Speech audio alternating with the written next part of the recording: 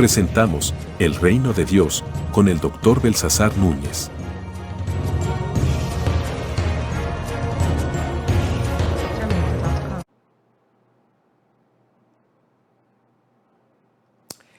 Bienvenidos nuevamente a su segmento de estudio bíblico. Gracias por sintonizarnos. Hemos estado hablando y enfocando el reino de Dios desde el punto de vista del papel de la iglesia en la historia, cómo se ha desarrollado a través de estos 2 milenios, pero también el papel de la iglesia entonces hacia la actualidad.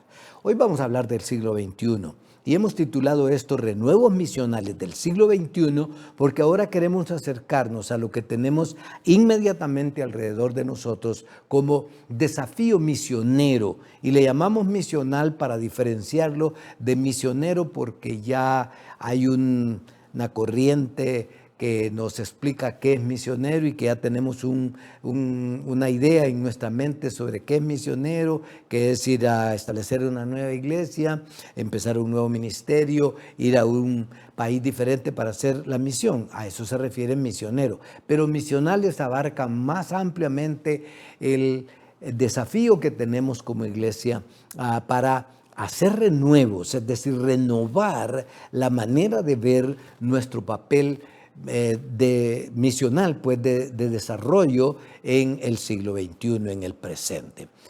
Intentamos, pues, y quiero bosquejar esto de esta manera, intentamos revisar, aunque en otros segmentos ya lo hemos hecho, revisar algunos conceptos que se han diluido en la lectura del Antiguo Testamento, porque el Antiguo Testamento es muy amplio y está lleno de historia, pero ahí están algunos principios y conceptos que no los hemos considerado muy detenidamente. Claro, no los podemos no podemos hablar de todos ellos en detalle, pero también a través de eso corregir algunos elementos teológicos que nos han afectado a la iglesia. Cualquier directriz que tenga la iglesia, cualquier orientación teológica o doctrinal o denominacional, siempre se ha llevado a través de paradigmas, de direcciones que muchas veces ha obviado algunos elementos y que hay que corregirlos y ser relevantes, pues volver al tema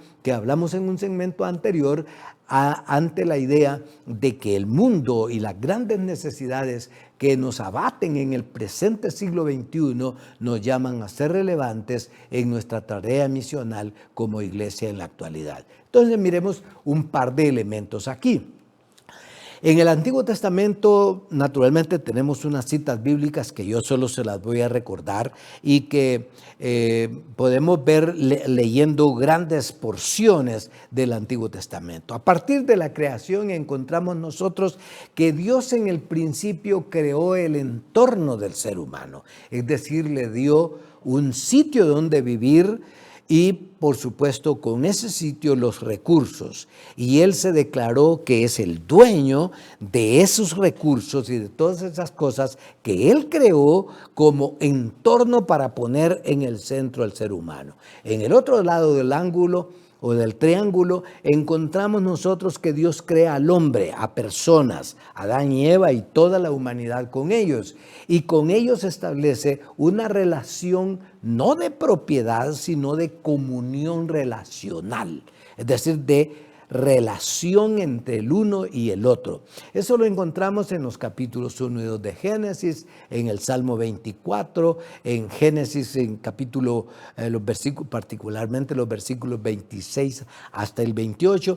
Entonces, ¿qué establece en esta creación que Dios hizo aquí en la base entre los recursos y nosotros las personas? Una relación de mayordomía. Nosotros no somos dueños de los recursos, nosotros no somos dueños del oro. En el Salmo 24, que tenemos ahí esta cita y muchos otros pasajes de la Biblia, es un principio general, tanto en el Antiguo como en el Nuevo Testamento dice que Dios es el dueño de todas las cosas. Nosotros solo somos administradores. Pero ¿qué pasa cuando vemos el siguiente triángulo aquí, cuando visualizamos esto en esta idea de este triángulo en donde Dios manifiesta estas relaciones? Que el pecado vino a afectar todas estas relaciones. Entonces el hombre comienza a ver la creación, la naturaleza, los recursos humanos, recursos económicos, el oro, la plata, la tierra, los animales, toda la creación, los comienza a ver como si fuera de su propiedad. Se le olvidó que somos mayordomos por causa del pecado. Entonces el mundo empieza a ser explotado.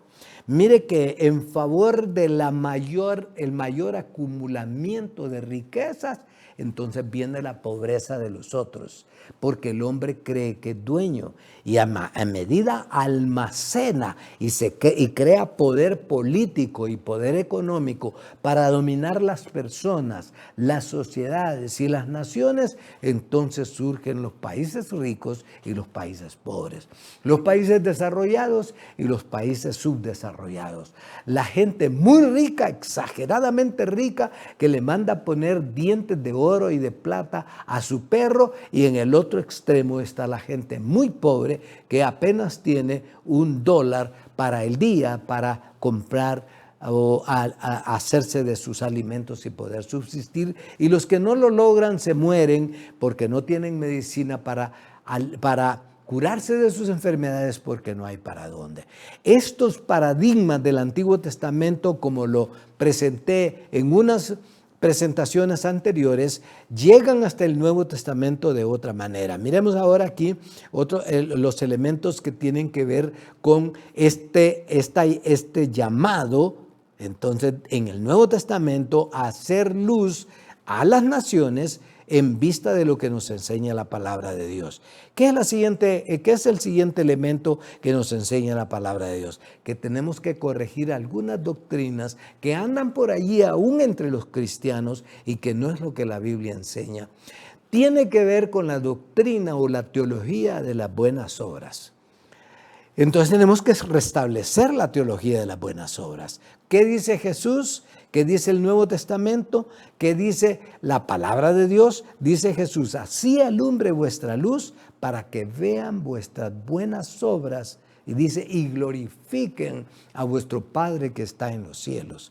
Dice que cuando los judíos, cuando se acercaban a Juan el Bautista, que estaba introduciendo a Jesús porque estaba llegando el Mesías, Juan bautizaba en el Jordán y venía la gente a bautizarse. Y entonces venía a bautizarse, ¿por qué? Porque quería descargarse de sus culpas, porque quería buscar un alivio de su culpa, de su pecado, buscar un alivio de sus cargas, y venían a bautizarse. Y Juan el Bautista les dice: generación de víboras, ¿quién les ha enseñado a huir de la ira que vendrá? Y viene este versículo aquí en los versículos 10 y 11, que solo tengo una sección, una pequeña fracción de este versículo.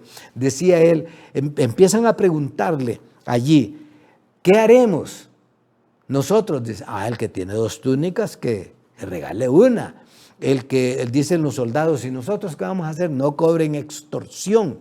Y así el apóstol Pablo lleva esto a sus cartas. Y solo para citar aquí, en la carta a los Efesios capítulo 2 dice que fuimos creados para buenas obras. Entonces el paradigma de esta generación es levantar la doctrina de las buenas obras. ¿Para qué? Para poder ser relevantes. Miremos aquí nuestra conclusión de lo que queremos decir en esta ocasión, que son los elementos que nos llaman a levantar el paradigma de misión para este siglo, para pegar con el martillo en la cabeza del clavo del trabajo misionero. ¿Qué estamos haciendo como iglesia ante los desastres naturales, ante el calentamiento global? ¿Creemos que plantar árboles, evitar los incendios forestales, levantar la basura y ayudar a que nuestras comunidades, comenzando con nuestra iglesia, estén libres de basura, es parte de la misión de Dios? ¿Qué hacemos con las familias que quedan desprotegidas por causa de la migración? Estamos trabajando un programa específico enfocado hacia el lograr la restauración, lograr que no vayan al crimen organizado aquellas personas, hijos que quedan abandonados. ¿Qué hacemos frente a la pobreza? Tenemos que abarcar entonces, renovando el espíritu, la visión, la manera de ver nuestra misión, el trabajo, el desafío que tenemos para el siglo XXI como iglesia en la actualidad para ser relevantes. Dios nos ayude a que a través de visualizar la nueva agenda de nuestra misión podamos nosotros ser relevantes ante las grandes necesidades del mundo.